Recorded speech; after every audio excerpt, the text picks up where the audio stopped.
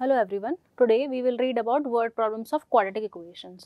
अपन already last lectures में quadratic equation, roots, zeros, solutions, उसके methods, nature of root सब कुछ पढ़ चुके हैं. आज अपन इसकी वर्ड प्रॉब्लम्स करते हैं. ओके, वर्ड प्रॉब्लम्स में करना क्या होता है, you have to read the language और आपको उसको इक्वेशन की फॉर्म में कन्वर्ट करना है.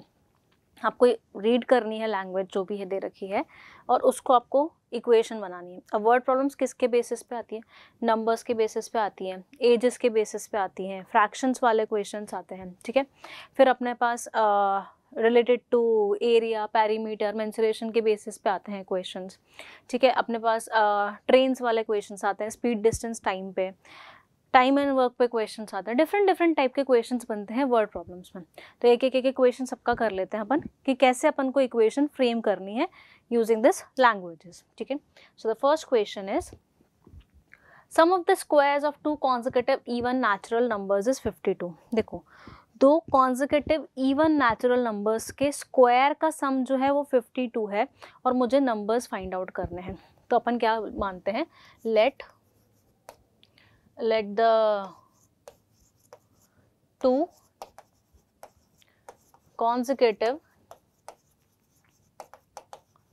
even natural numbers be.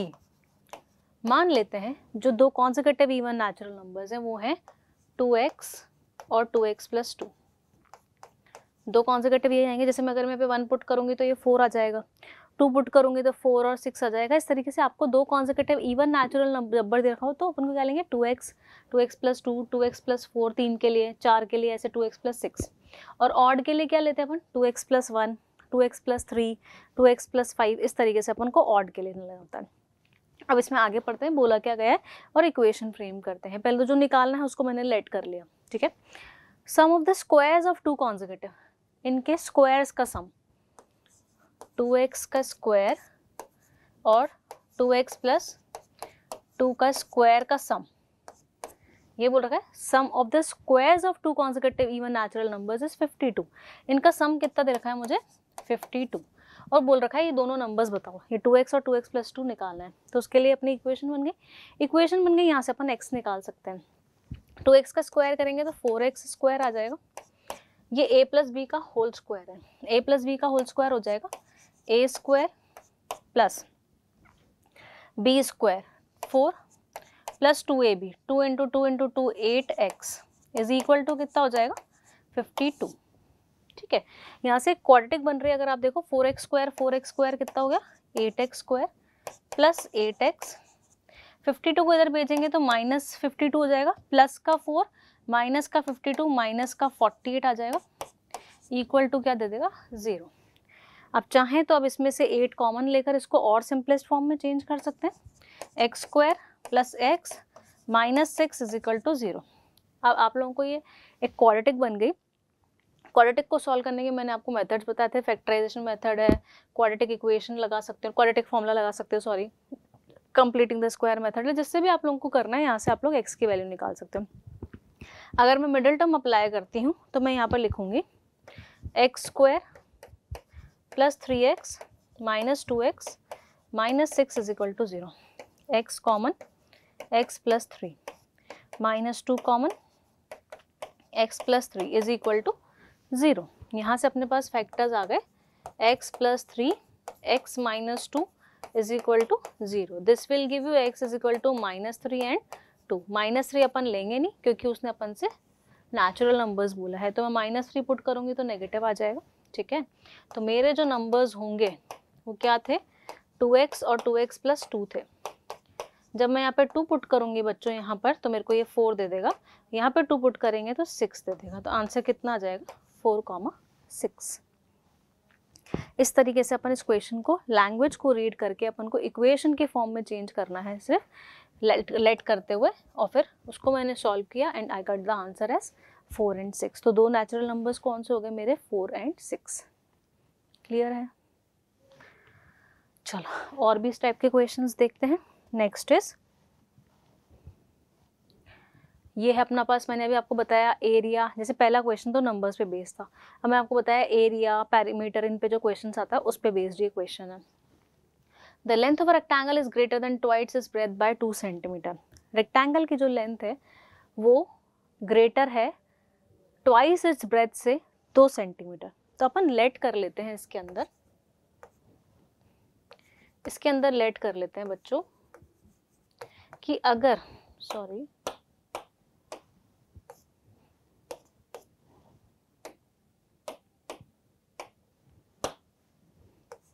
Late breath जो है रेक्टेंगल की, ब्रेथ ऑफ रेक्टेंगल भी x। अगर ब्रेथ x है बच्चों, तो अगर मैं लेंथ की बात करूं तो क्वेश्चन बोल रखा है लेंथ जो है रेक्टेंगल की वो ग्रेटर है ट्वाइस इट्स ब्रेथ से 2 सेंटीमीटर। ट्वाइस ऑफ ब्रेथ मतलब 2x से 2 ज़्यादा, 2x से 2 ज़्यादा मतलब 2x + 2 हो जाएगी लेंथ उसकी। Okay, the length of its diagonal is 13 centimetre. Rectangle की जो डायगोनल की लेंथ है, ये एक रेक्टेंगल है, इसकी लेंथ 2x + 2 है, इसकी ब्रेथ x है और ये डायगोनल जो है इसकी लेंथ 13 है। अब मुझे निकालना है length and the breadth of the rectangle, इस रेक्टेंगल की लेंथ और breadth. As we know this is 90 degree. अब मुझे इस ट्राइंगल में अगर मैं पाइथागोरस थ्योरम अप्लाई कर दूं तो एक इक्वेशन बन जाएगी मेरे पास। यहाँ से मैं बोल सकती हूँ x2x + 2 का होल स्क्वायर प्लस x का whole square is equal to 13 का स्क्वायर हो जाएगा। ये इसको सॉल्व करते हैं, a + b का होल स्क्वायर ओपन करते हैं, a² + b² + 2ab, जैसे मैंने लास्ट में ओपन किया था, इसका स्क्वायर x² आएगा, ये हो जाएगा 169। x² और 4x² मिलाकर अपन को कितना दे देंगे 5x²। ठीक है, और ये है 8x, ये माइनस का 169 प्लस है, उधर जाके माइनस हो जाएगा तो माइनस का 165 रह जाएगा is equal to 0। a² + b² + 2ab कर दिया मैंने यहाँ पर, अब मैंने x² कर दिया, ठीक है, 5x² + 8x, okay, -165 is equal to 0 आ गया। अब आप लोग again middle term splitting apply करना चाहे तो वो कर लें, अगर आप लोगों को क्वाड्रेटिक फॉर्मूला अप्लाई करना है तो वो कर लें। देखो 165 × 5 अगर मैं करती हूँ,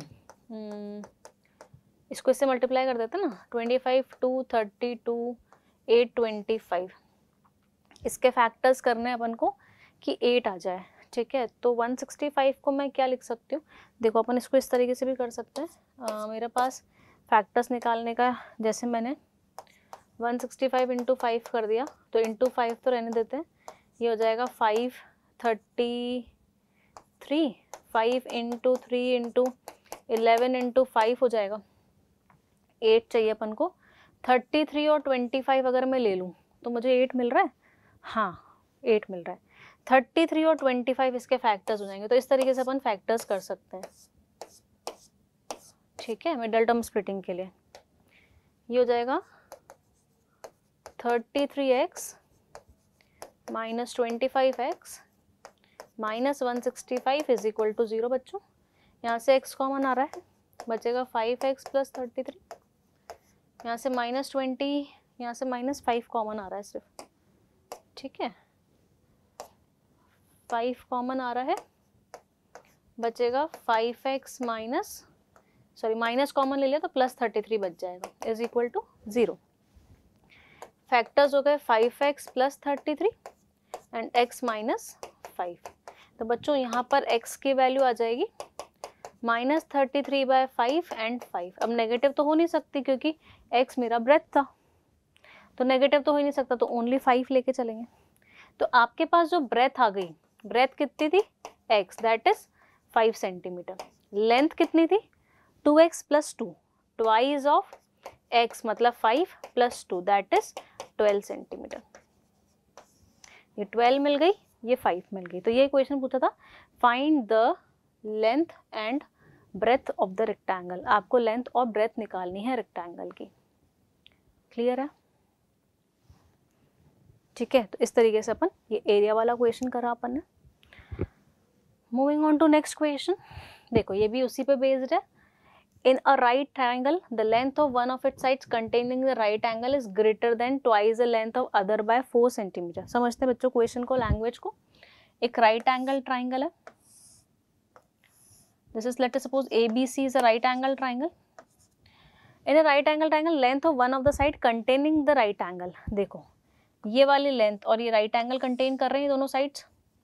इनमें से एक की लेंथ जो है वो greater than twice the length of other by 4 centimetre. एक की लेंथ दूसरे से, मान लो जैसे अगर ये वाली लेंथ x है तो जो दूसरी वाली लेंथ है बच्चों वो क्या है, twice the length of other by, greater than twice the length of other by 4 centimetre. इसके ट्वाइस से 4 ज्यादा, मतलब 2x + 4 हो जाएगी ये. और आपको इस ट्राइंगल का एरिया दे रखा है 80 सेंटीमीटर स्क्वायर. ट्राइंगल का एरिया होता है half of base into height. ठीक है, length of the sides containing the right angle निकालना है. इसका एरिया कितना होगा, हाफ ऑफ बेस. बेस क्या है x, हाइट क्या है 2x + 4. Half of base into height कितना दे रखा है 80. बच्चों यहाँ से 2 कॉमन लेकर इस 2 से मैं कैंसिल आउट कर रही हूँ. ये वाला 2 इन दोनों के से कैंसिल आउट होगा. x इंटू x + 2 रह जाएगा यहाँ पर. जब अपन 2 कॉमन लेंगे तो ये हो जाएगा x² + 2x = 80. 80 को उधर भेज देंगे अपन. So this will give you x² + 2x - 80 = 0. यहाँ तो 8 और 10 साफ दिख रहा है. 2 आ जाएगा 8 और 10 से, माइनस प्लस का 10x माइनस का 8x माइनस का 80 = 0. x common, x + 10 - 8 common, x + 10 = 0. This will give you x - 8 and x + 10 = 0. From here we can say x = 8 and -10. Again side cannot be negative, तो ये क्या हो जाएगा, only 8 ले लेंगे. क्या पूछा है, find the length of the sides containing the right angle. तो ये BC वाली लेंथ तो कितनी आ गई अपने पास x, that is 8 centimetre. AB कितना था बच्चों अपने पास 2x + 4, 2x twice of 8 + 4 that is 16 + 4 which is 20. तो साइड्स कितनी आ गई 20 and 8 जो राइट एंगल कंटेन कर रही है. ये पूछा है ना उसने, find the length of the sides containing the right angle. Right angle किस किस में आ रहा है, इस साइड में और इस साइड में. तो मुझे AB और BC की लेंथ निकालनी थी, वो मैंने निकाल ली. जो लैंग्वेज में बोल रखा था सिर्फ मैंने क्या करा, उसको लेट करते गए अपन. उसने बोला था एक साइड दूसरी साइड से ट्वाइस के 4 ज़्यादा है, तो एक को x मान लिया, दूसरी अपने पास 2x + 4 हो गई. फिर उसने एरिया दे रखा तो अपन ने half of base into area लगाकर एक इक्वेशन फ्रेम कर दी, क्वाड्रेटिक इक्वेशन. उसको सॉल्व करके अपन को उसकी लेंथ मिल गई. We can find out hypotenuse also now. Okay, let's move to the next question. ये बहुत अच्छा क्वेश्चन है, इसको अच्छे से समझना. ठीक है, आईजेएसओ में आया हुआ क्वेश्चन है प्रीवियस ईयर्स में ये वाला क्वेश्चन.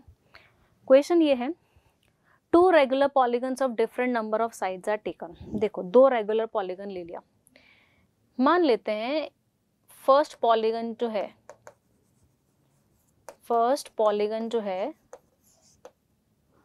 अपन ऐसे मानते हैं, ये बोल रहा है 2 रेगुलर पॉलीगन है ना. ये फर्स्ट पॉलीगन है,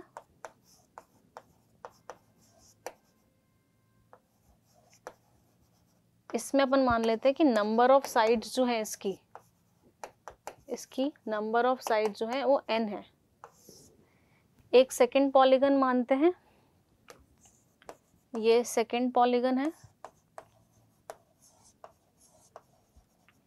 बच्चों. इसके अंदर नंबर ऑफ साइड्स जो है मान लेते हैं वो कुछ m मान लेते हैं, है ना. अब इसमें क्वेश्चन में क्या बोल रहा है समझते हैं. 2 रेगुलर पॉलीगन है जिसकी नंबर ऑफ साइड्स अलग अलग है. ये भी रेगुलर पॉलीगन है, ये भी रेगुलर पॉलीगन है, इसके नंबर ऑफ साइड्स अलग है. इसकी m ले ली, इसकी m ले ली. Are taken in one of them its sides are coloured red and diagonals are coloured green. जैसे मान लो ये पहला वाला जो पॉलीगन है, समझना बच्चों, ये पहला वाला जो पॉलीगन है, इस पॉलीगन में ये कितने भी नंबर ऑफ साइड्स का एक पॉलीगन है, ये कितने भी नंबर ऑफ साइड्स का एक पॉलीगन है. ये बोल रहा है जो पहला वाला पॉलीगन है ना, in one polygon one of them its sides are coloured red. इसकी साइड्स जो है ना, इसको इसने रेड कलर कर दिया. ये सारी साइड्स जो थी इसका रेड कलर कर दिया. And diagonals are coloured green, और इसकी जो भी डायगनल्स बनाई ना इसने, जितनी भी डायगनल्स बनेंगी इसके अंदर, ये बहुत सारे डायगनल्स बनेंगे इसके अंदर, उसको ग्रीन कलर कर दिया। In the other sides are coloured green and diagonals are coloured red, इसमें साइड्स को तो ग्रीन कर दिया इस पॉलीगन में, और डायगनल्स का जो कलर कर दिया वो उन्होंने, ये डायगनल्स जो हैं इसकी, ये बहुत सारे डायगनल जो बनेंगी वो रेड कलर की कर दी इसने, ठीक है। Suppose there are 10 red lines. अब देखना बच्चों कि अपन रेड लाइंस कैसे काउंट करें। इसके अंदर रेड लाइंस कितनी होंगी, जितनी भी इसकी साइड्स हैं वो सारी रेड है, तो इसके अंदर रेड लाइंस n होंगी, और इसके अंदर ग्रीन लाइंस कितनी होंगी, जितने भी डायगनल्स हैं, और डायगनल्स का फॉर्मूला होता है अपने पास n इंटू n माइनस 3/2। आप किसी भी रेगुलर पॉलीगन में नंबर ऑफ डायगनल्स अगर निकालते हो तो कितनी आ जाएंगी, n इंटू n माइनस 3। इस केस में रेड लाइंस कितनी होंगी, इस केस में रेड लाइंस कौन सी हैं, जो डायगनल्स हैं, डायगनल्स कितने होंगे, m इंटू m माइनस 3/2। और इस केस में ग्रीन लाइंस कितनी होंगी, जो भी साइड्स हैं वो सारी ग्रीन है, तो साइड्स कितनी थी, नंबर ऑफ साइड्स कितनी मानी थी मैंने, m, ठीक है। यहां से मुझे मिल गया कि रेड लाइंस कितनी है, ग्रीन लाइंस कितनी है। अब ये बोल रहा है सपोज करो टोटल 103 रेड लाइंस है। अच्छा बच्चों अब देखो कि रेड लाइंस कितनी होंगी। अगर मैं रेड लाइंस की बात करूं तो ये रेड है, सॉरी, ठीक है, let me choose the different colour. Red lines की बात करूं तो ये रेड है और ये रेड है, टोटल रेड लाइंस ही हो जाएंगी। कितनी हो जाएंगी, n तो ऊपर में थी, नीचे वाले में m इंटू m माइनस 3/2 थी, और इसको मिलाकर वो बोल रहा है 103 है बच्चों। यहाँ से जब मैं एलसीएम लेकर इसको इक्वेशन बनाने की कोशिश कर रही थी तो यहाँ पर आया 2n एलसीएम आ जाएगा। इस ब्रैकेट को ओपन करेंगे तो m स्क्वायर माइनस 3m, और बच्चों इसको ऊपर भेजेंगे तो 206 आ जाएगा। एक इक्वेशन तो हो गई ये वाली। अब नेक्स्ट निकालते हैं अपन ग्रीन लाइंस। देखो इसमें ग्रीन कितनी थी, m, और ऊपर वाले में ग्रीन कितनी थी, यहाँ पर तो थी m और यहाँ पर थी n into n plus 3, n minus 3/2। तो टोटल अगर मैं ग्रीन लाइंस की बात करूं तो m plus n into n minus 3/2 हो जाएंगी, और इसने जो ग्रीन लाइंस दे रखी है वो दे रखी है 80 इज इक्वल टू अपन बोल सकते हैं 80। तो यहाँ से सेकेंड इक्वेशन मिल जाएगी अपन को। यहाँ से भी सेम आएगा 2m plus n square minus 3n, और 2 से इसको मल्टीप्लाई करेंगे तो यहाँ से अपने पास आ जाएगा 80 दे रखी है ना इसने अपन को, यहाँ से अपन को दे रखी थी, ठीक है, तो यहाँ से आ जाएगा 160। ये हो गई बच्चों सेकेंड इक्वेशन। अब अपने पास ये दो इक्वेशन है n और m में, और इसने बोल रखा है नंबर ऑफ साइड्स कितनी थी total, number of sides two polygon together है, मतलब m प्लस n निकालना है, क्योंकि इसकी साइड्स m थी इसकी साइड्स n थी, मतलब मुझे m और n निकालना है एक तरफ से देखा जाए तो, ठीक है। अब देखो अपने पास ये दो इक्वेशन है, मैं इन दोनों इक्वेशन को लिख रही हूँ, मैं थोड़ा सा इसे स्टैंडर्ड फॉर्म में लिख रही हूँ पीछे पेज पे। पहले m स्क्वायर लिख रही हूँ वाली टर्म, फिर n वाली, फिर m वाली, मतलब स्क्वायर वाली, फिर n वाली, फिर m वाली। अपने पास था ये वाली इक्वेशन, ठीक है। मैं पहली इक्वेशन को लिख सकती हूँ m square plus 2n minus 3m is equal to कितना था मेरे पास, 206 था, है ना। देखो ये प्लस का 2n था, माइनस का 3m था, है ना। इसमें n स्क्वायर था, माइनस का 3n था, प्लस का 2m था, n स्क्वायर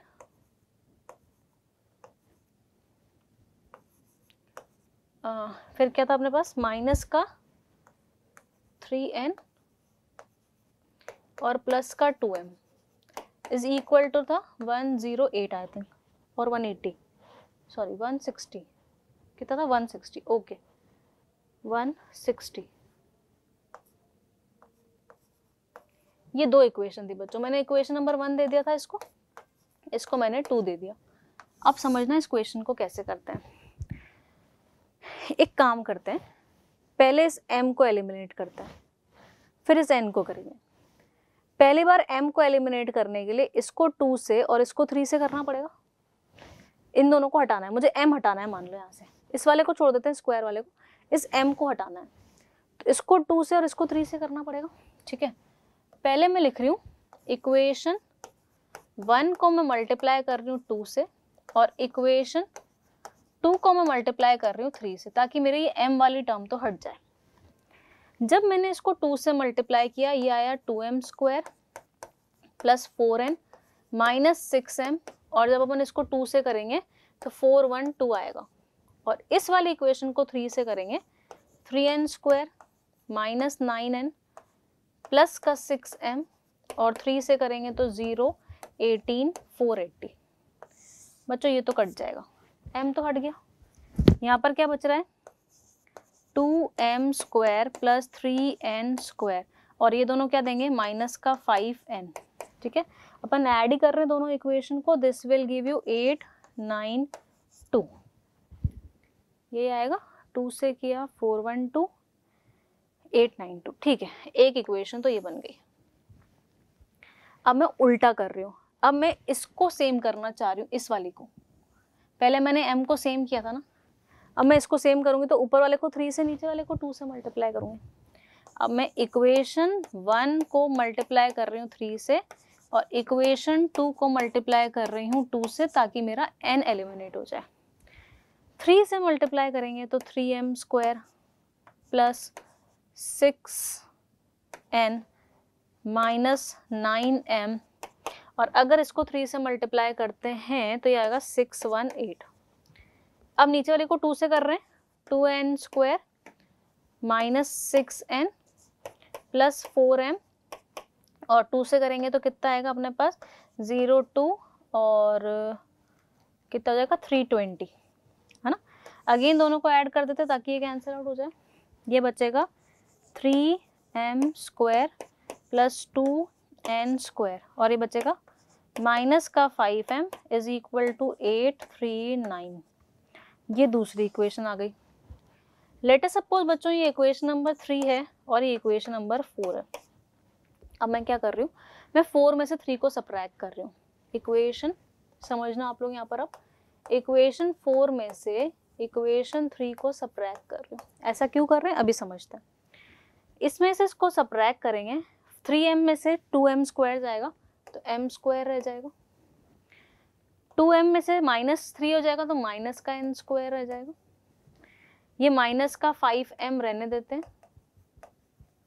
और जब इसको सबट्रैक्ट करेंगे तो ये प्लस का 5 बन जाएगा।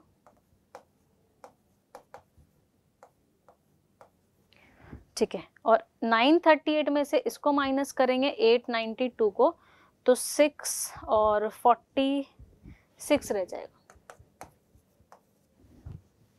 ठीक है, अब मैं इस वाली टर्म को m plus n into m minus n लिख सकती हूँ। -5 कॉमन लेकर इसको m माइनस n लिख सकती हूँ, इक्वल टू 46 चल रहा था। m माइनस n कॉमन ले लेते हैं, बचेगा m plus n minus 5 is equal to 46। बच्चों फाइनल इक्वेशन ही आ रही है, स्टिल अपनी इक्वेशन m और n में आ रही है। ऐसा नहीं कि m अलग मिल रहा है n अलग मिल रहा है। उसने पूछा भाई टोटल नंबर ऑफ साइड्स क्या होंगे। सी, अब मुझे दिख रहा है product of 2 terms is equal to 46। मैं 46 को क्या क्या लिख सकती हूँ, 1 इंटू 46, 2 इंटू 23, 3 में तो आता ही नहीं है, ये 4 में नहीं आ रहा। ठीक है, 5 6 किसी में भी नहीं आ रहा, ये पेयर बनेगा। केस 1 लेते हैं, मैं m माइनस n को, ये वाला केस लेते हैं ना, m माइनस n को 1 ले लेती हूँ, m प्लस n माइनस 5 को 46 ले लेती हूँ।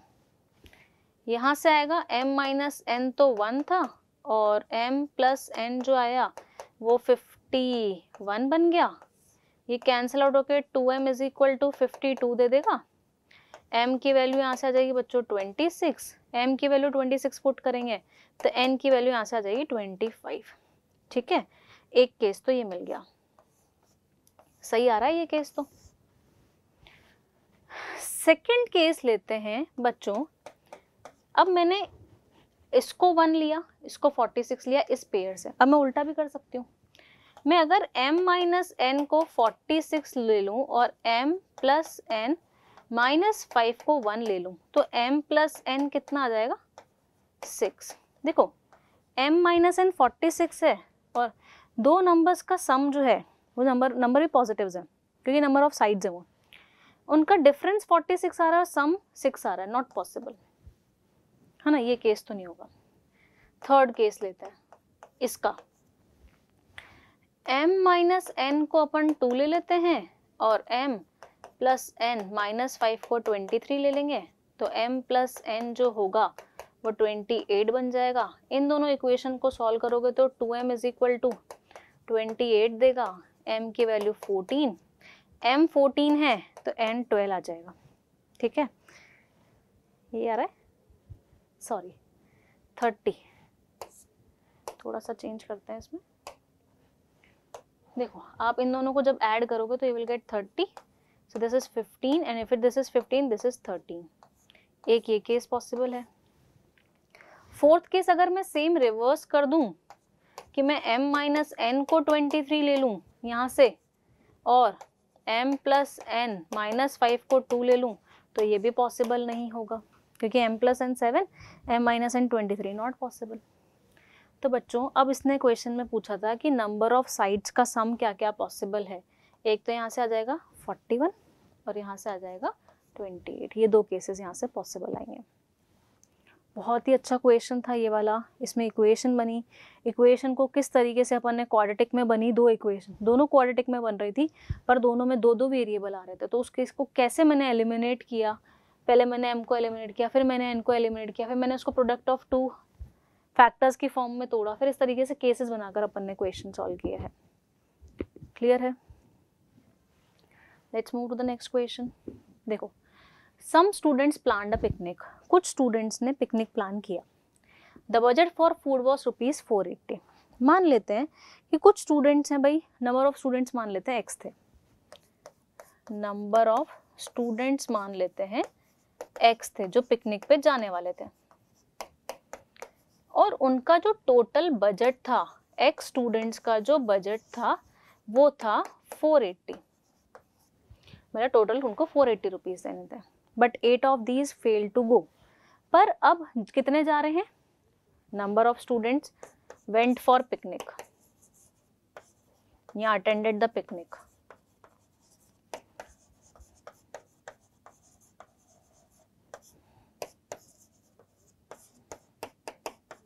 अब कितने स्टूडेंट्स आ रहे हैं, 8 ने मना कर दिया, 8 of these fail to go. पहले x जा रहे थे, अब x माइनस 8 जा रहे हैं।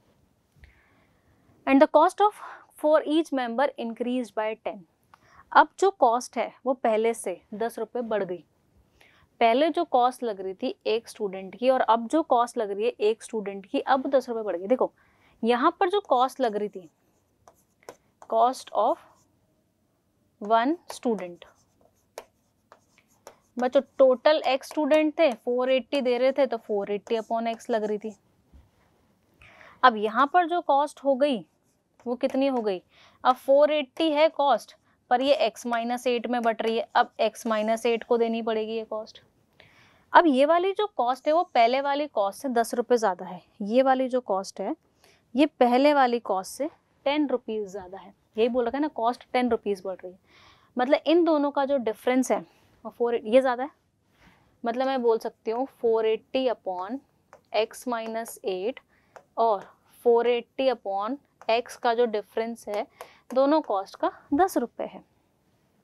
ठीक है, अब मैं इनमें से 480 कॉमन ले रही हूँ बच्चों, इधर एलसीएम ले लेते हैं, x माइनस 8 और x, ये हो जाएगा x और इसको माइनस करेंगे तो माइनस x प्लस 8 बन जाएगा, सॉरी प्लस 8, ये तो कट गया, इस 0 से इस 0 को भी काट देते हैं। यहाँ पर बच रहा है 48 इंटू 8, इसको मैं ऊपर भेज रही हूँ, एक्स स्क्वायर माइनस 8x, एक इक्वेशन बन रही है एक्स स्क्वायर माइनस 8x, इसको मल्टीप्लाई करके उधर भेज देते हैं, 64, 6, 32, 38, 384 समथिंग आ जाएगा, इज इक्वल टू 0।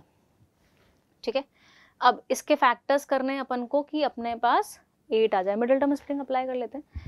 48 इंटू 8 था ना ये, तो 48 को अपन लिख सकते हैं 6 इंटू 8 और 8, है ना। ये हो गया 2 into 3 into 2 into 2 into 2 into 2 into 2 into 2, ठीक है। अपन को 8 लाना है, 48, ठीक है। 8 लाने के लिए अपन इसमें से क्या क्या लें, 6, 12, 12 और 2 24, 24 और 16, 24 और 16 से आ रहा है 8, है ना, आ गया। तो x square minus 24x plus 16x minus 384 is equal to 0।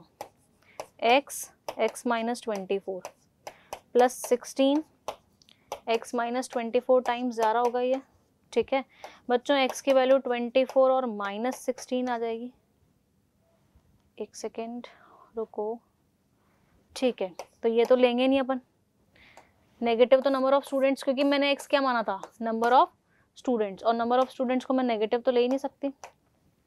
Question में पूछा है how many student attended the picnic. Attend कितनों ने की थी, x माइनस 8 ने।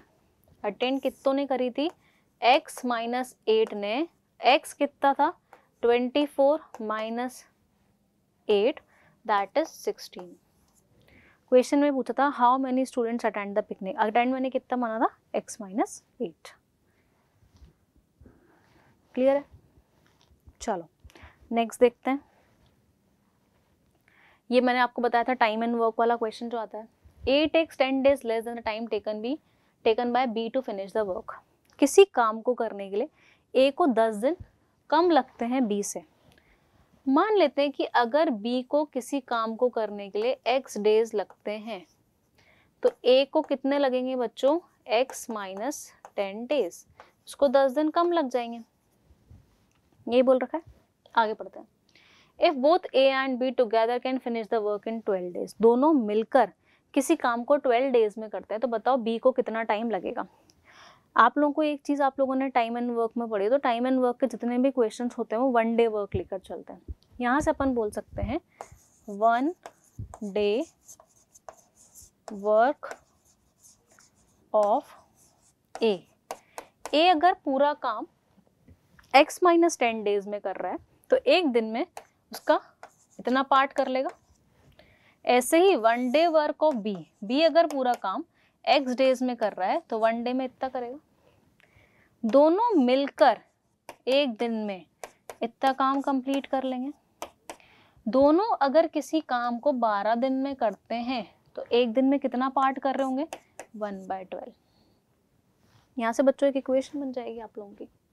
इस इक्वेशन को सॉल्व करते हैं, एलसीएम ले लेते हैं इसका अपन।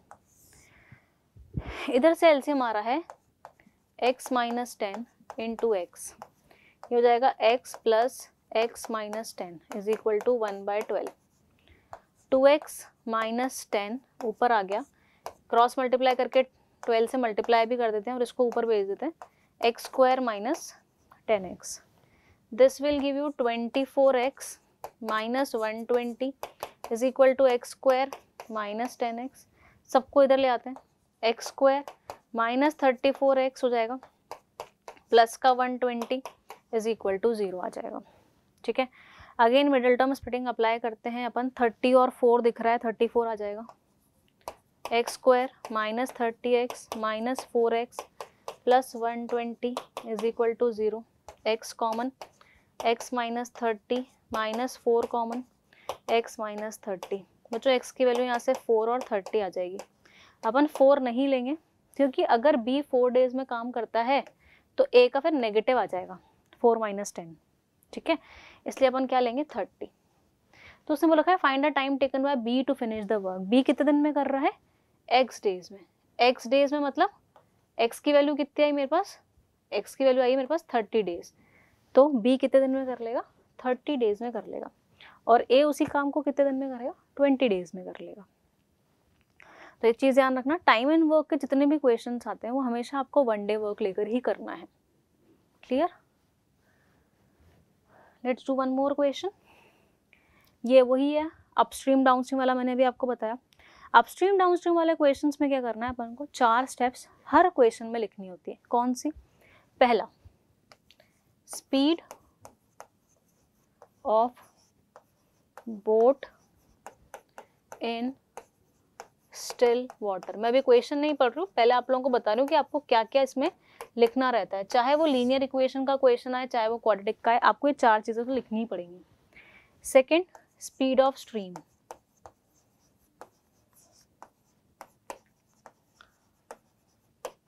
Third, speed of upstream.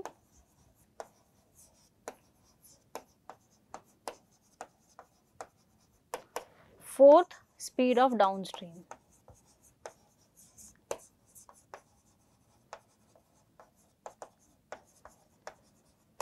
ठीक है बच्चों, अब जो गिवन होगा वो यूज कर लेंगे, जो नहीं गिवन होगा उसको अपन लेट कर लेंगे। Speed of boat in still water is 8 kilometre per hour. ये दे रखी है 8 kilometre per hour. It can go 15 kilometre upstream and 22 kilometre downstream in 5 hours. ये 15 किलोमीटर अपस्ट्रीम और 22 किलोमीटर डाउनस्ट्रीम 5 आवर्स में जाता है। तो बताओ स्पीड ऑफ स्ट्रीम क्या होगी। स्पीड ऑफ स्ट्रीम मान लेते हैं x किलोमीटर पर आवर, निकालनी है, गिवन नहीं है, लेट कर ली। स्पीड ऑफ अपस्ट्रीम क्या होती है बेटा, still water minus stream, still water minus stream, और डाउनस्ट्रीम होती है स्टिल वाटर प्लस स्ट्रीम। ये सब किलोमीटर पर आवर में चल रहा है। ठीक है बच्चों, अभी बोल रहे हैं 15 किलोमीटर अपस्ट्रीम जाता है और 22 किलोमीटर डाउनस्ट्रीम जाता है 5 घंटे में।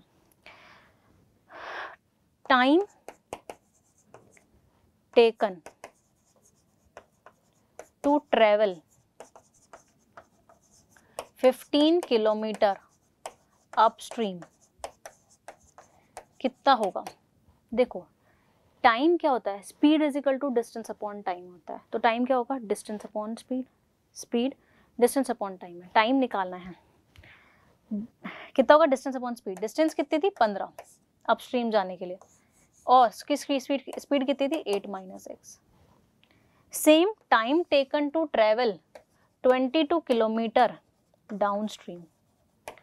डाउनस्ट्रीम जाने के लिए कितना टाइम लगेगा, कितने किलोमीटर जा रहा है 22 किलोमीटर, और किस स्पीड से जा रहा है 8 प्लस एक्स।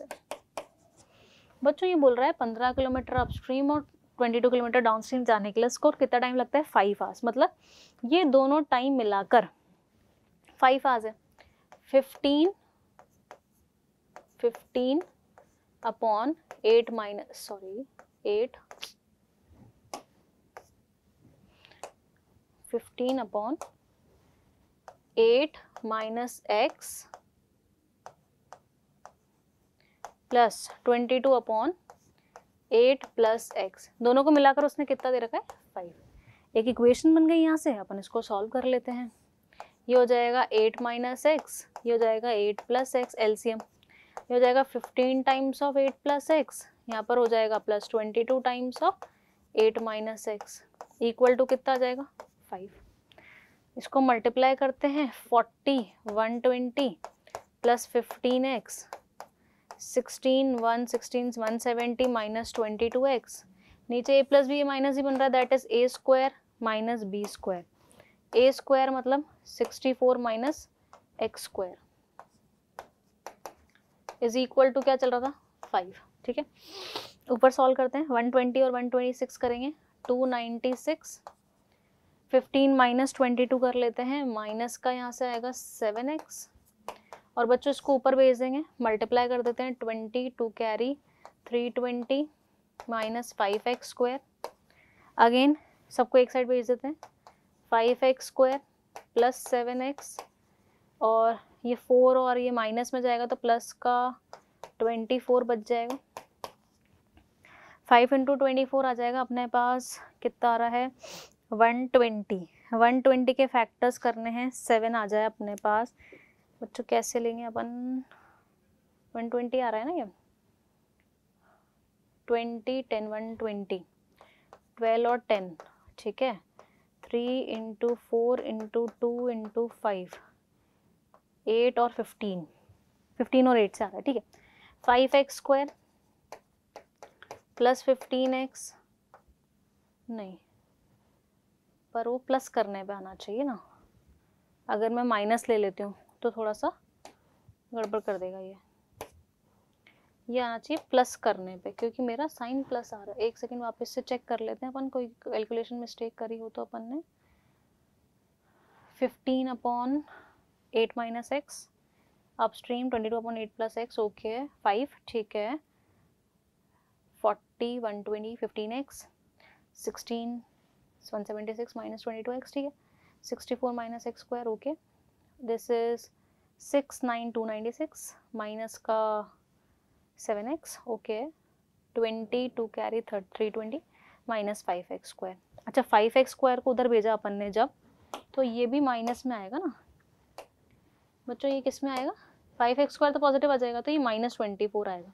तो अभी मैंने कितना लिया था 8 और 15 आ जाएगा, ठीक है 5x स्क्वायर प्लस का 15x आएगा माइनस का 8x आएगा माइनस का 24 is equal to 0, 5x common x plus 3 minus 8 common x plus 3 is equal to 0, x की वैल्यू 8/5 और -3 आ रही है बच्चों अपने पास, ठीक है। अब इसने पूछा है स्ट्रीम की स्पीड बता दो, है ना, यही आ रहा है, ठीक है। तो यहाँ से अपन को x मिल जाएगा, क्लियर, ठीक है। So this is all about word problems, thank you.